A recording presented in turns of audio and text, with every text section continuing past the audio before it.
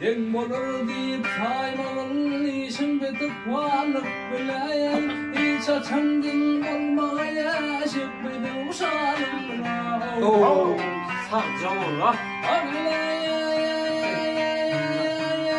Kardeş olmağı harabi bitni rızvarım biley Yaşamla bu ağa salmamalı dünyalık biley Tursa feryayet huda diyene temhalım Allah sağcam ola Vardı torun dağına hak birle vardı ol kelim Öptü onlar alış onlar işte iyamın kadim Berekella adayım.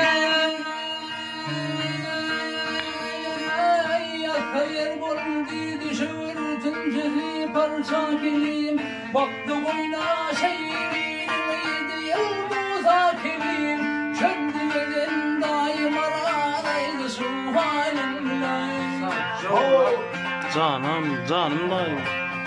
Sağ ol Berekella.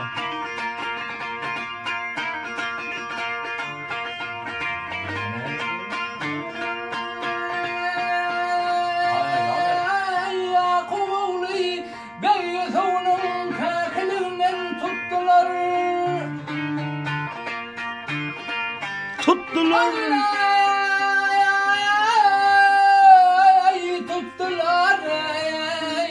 Vurdular, ağlattılar, el tümüzürde sattılar.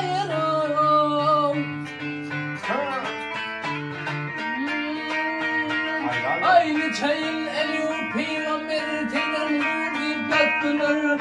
El ayağın bağlayıp Yunus'un deryaya attılar. Ne çava takat çıkıp ödeydi kurbanım. Berekella. Sağ ol Elini çıkmadım rüyalarını unutmadım.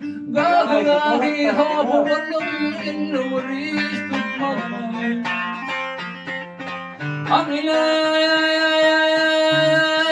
Gâhi zatım oldum belli vuruş tutmadım.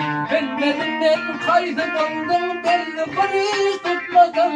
Ne pahaydım bile vurdum limanlarım.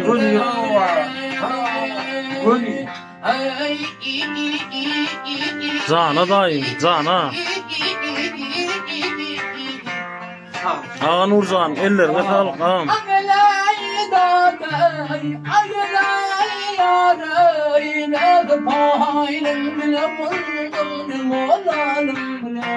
Berekella, berekella.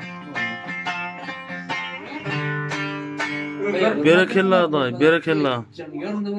Tədiller otlu olsun, oğullar. Berekella, ağa Nurcan, ellerine sağlık, dayı ağzına sağlık.